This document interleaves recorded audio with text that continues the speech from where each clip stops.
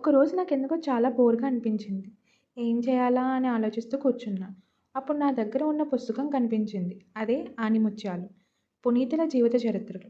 సరే అని తీసుకుని చదవడం మొదలుపెట్టాను. అలా ఇద్దరు పునీతుల జీవిత కథను పూర్తి చేశా. ఆ చిన్నగా ఉన్న పునీత గాథలు ఇంకా ఇంకా చదవాలనిపించింది. తర్వాత ఏం చదవాలా అని అనుకుంటూ పేజీలు తిప్పుతుండగా సిస్టర్ రాణి మరియ గారి పేజీ వచ్చింది. ఆమె సాధారణ అమ్మగారు కాదు. ఆమె తన జీవితాన్ని పూర్తిగా పేదల కోసం, గిరిజనుల కోసం, అన్యాయానికి గురైన ప్రజల కోసం అంకితం చేశారు. మధ్యప్రదేశ్ గ్రామంలో పేదలు, గిరిజనులు చాలా కష్టాల్లో జీవించేవారు. ఆమె అక్కడికి వెళ్ళి పేదలకు చదువు నేర్పించి వారి హక్కుల గురించి తెలియజేశారు.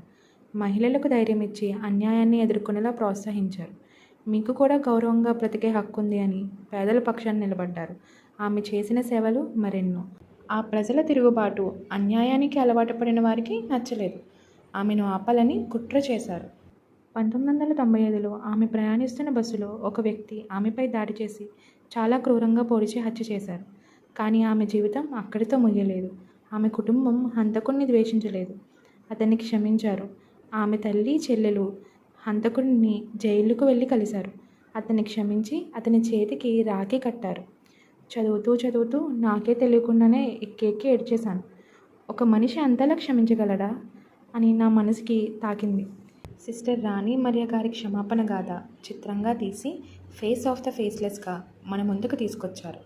అమలోద్భవి మాత పుణ్యక్షేత్రం అమలాపురంలో ఈ ఫిబ్రవరి 7వ తారీఖున సాయంత్రం 6:30 గంటలకు దేవాలయమందు ప్రదర్శించబడుతుంది.